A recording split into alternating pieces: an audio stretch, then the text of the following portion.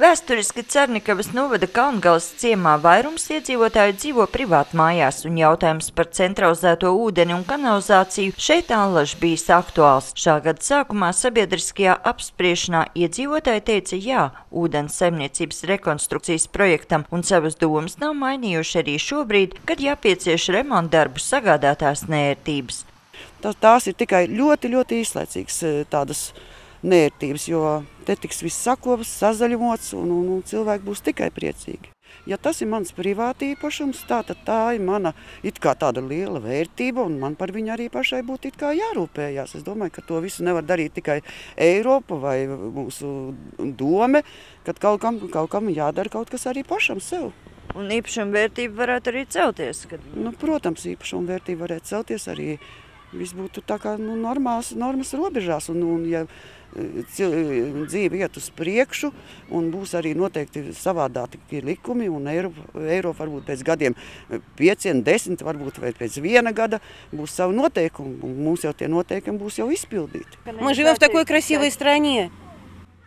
Mēs dzīvojam tik skaistā valstī. Visi, kas atbrauc ciemos, ir sajūsmināti par mūsu dabu, un mums tā ir jāsaglabā un jāmāca mūsu bērniem un mazbērniem.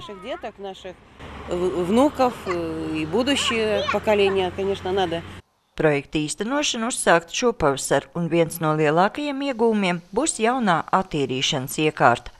Šī te ir vieta, kur mēs rekonstruējam attīrīšanas ietaises bioloģiskās. Iepriekšējās bija mehānismi, kā jūs redzat, šeit ir dīķi, kuros nogulsnes visas nosēdās, un pēc tam ūdens, kurš bija puslīdz jau attīrījies, viņš tika novadīts notegrāvjos.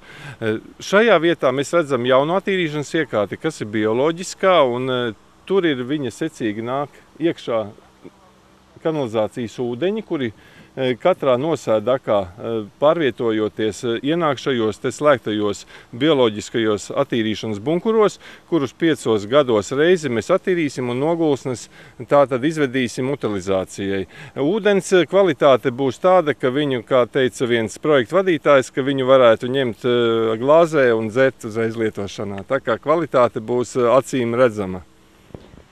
Rekonstruējot un paplašinot ūdens apgādes un kanalizācijas tīklus, tiks novērsts gruntsūdeņu piesārņojums ar neattīrītiem notekūdeņiem, kā arī samazināti ūdens zudumi un nodrošināt dzeramā ūdens kvalitāti.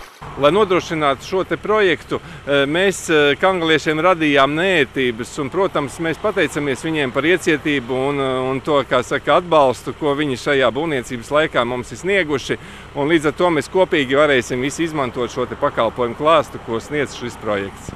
Pēc rekonstrukcijas projekta pabeigšanas centralizētajai sistēmai varēs pieslēgties 700 jaunu abonentu, kas sastāda 65% no kopējā Kalngales iedzīvotāju skaita. Projekta faktiskās izmaksas ir 1 400 000 latu.